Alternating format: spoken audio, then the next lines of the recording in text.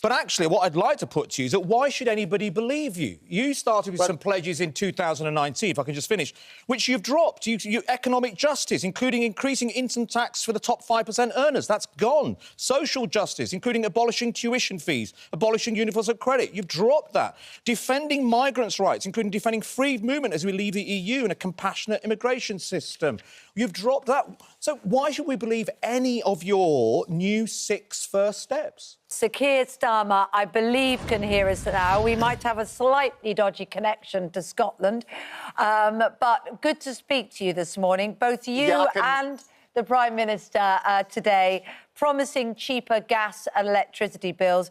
You're, of course, where you are because you're setting up Great British Energy, which is going to be based in Scotland, as I understand it, publicly owned company to tackle it. So, you want to bring down household bills and offer energy security. How much cheaper will our bills be under a Labour government? 5%, 10%? What will it mean?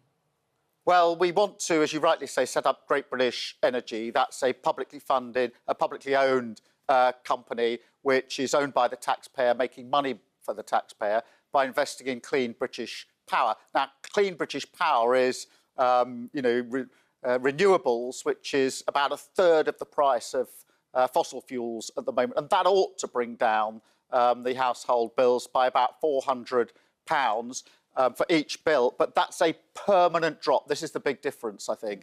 Everybody, I think, supports the energy price caps because we desperately needed those in the last year and a half when the energy prices went through the roof.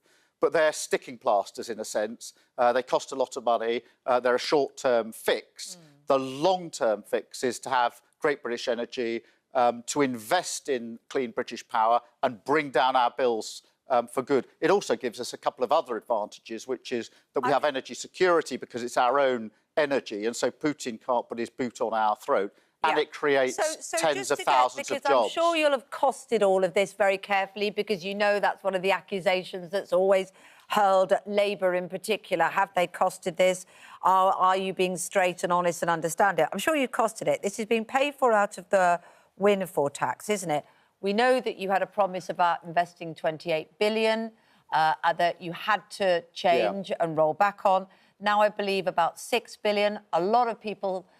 particularly in the papers today, and a lot of Conservative briefings are saying it's going to be way, way more than that before we see any kind of impact.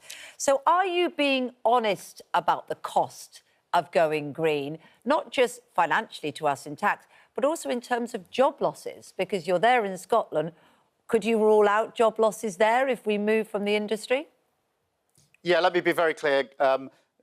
Great British Energy will be capitalised, and that will allow us to invest billions of pounds. It will draw in private investment alongside it. Let me tackle the question of costings, because I know that no party is trusted unless they are absolutely clear on the money, on defence and on borders. So every single thing, every commitment that we're making is fully funded and fully costed, including this one.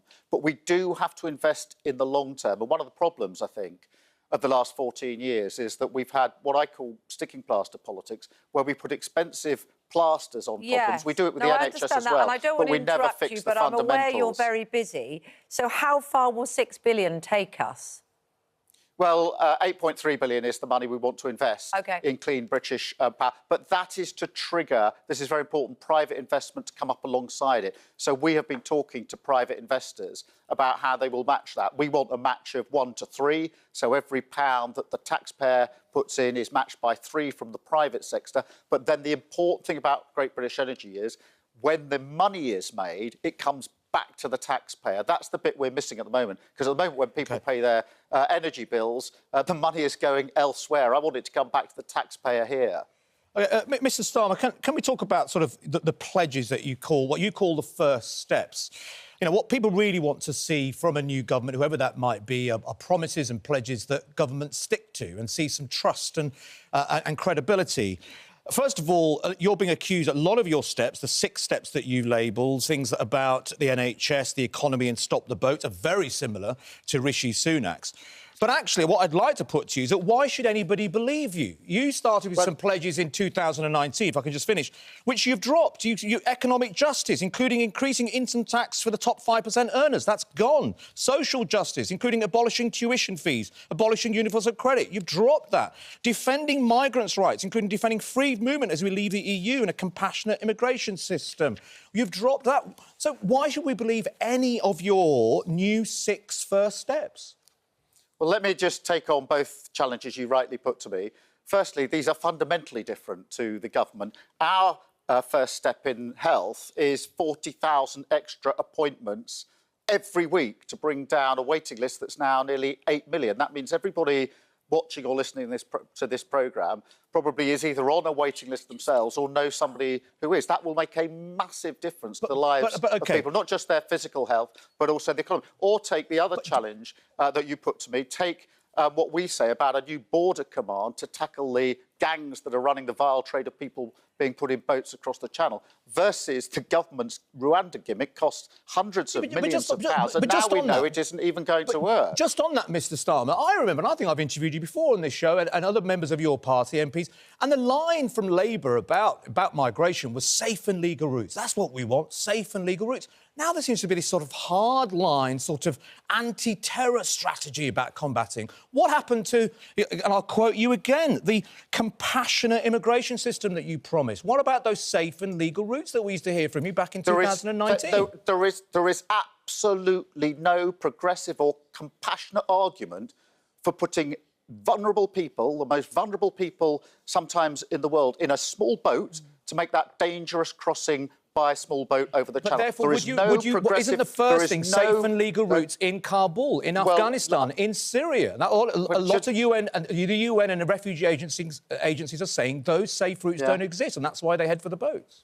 Just let me... I mean, I really want to nail this, because I absolutely do not accept with any fibre of my body that there is anything moral or courageous or compassionate or progressive about putting people in a boat across the channel that risks their lives and breaches our borders. Now, of course, when we had the terrible situation in Afghanistan just a year or two ago with the Taliban coming in, we had to provide a route for those Afghans who had helped us in particular. Some of them, for example, interpreting for our troops, helping our troops. We wanted to make a route for them, and we all supported that. Equally with Ukraine, we've had the Homes for Ukraine refugee schemes, and we all supported that. I think they're absolutely clear-cut examples. But I will come back to this, because I'll take anyone on this. There is no compassionate liberal case for arguing that you should put people in boats to go across the channel in those dangerous conditions. So I make no apology for our border command that we put in place, nor the fact that it will have extra powers, very like terrorist, counter-terrorism powers, to deal with the vile... People are making a lot of money from exploiting the most vulnerable in the world and putting them in boats. That is not acceptable and will not be acceptable on an incoming Labour government. OK, very quickly, because I know your time is tight. Rishi Sunak says he'll debate you once a week for the next 6 weeks. Are you up for the fight or backing away from it? Well, we'll have debates. Of course we'll have debates. They're a tradition. They're part of the electoral cycle. The debate I want to have is with the voters directly. You know, I'll debate Rishi Sunak. I could do 1, I could do 100. I know what he's going to say. He's going to stand up and say everything's fine, the cost of living crisis is over. I don't think your viewers think that that's the situation that they're facing. It's not the reality on the ground. OK.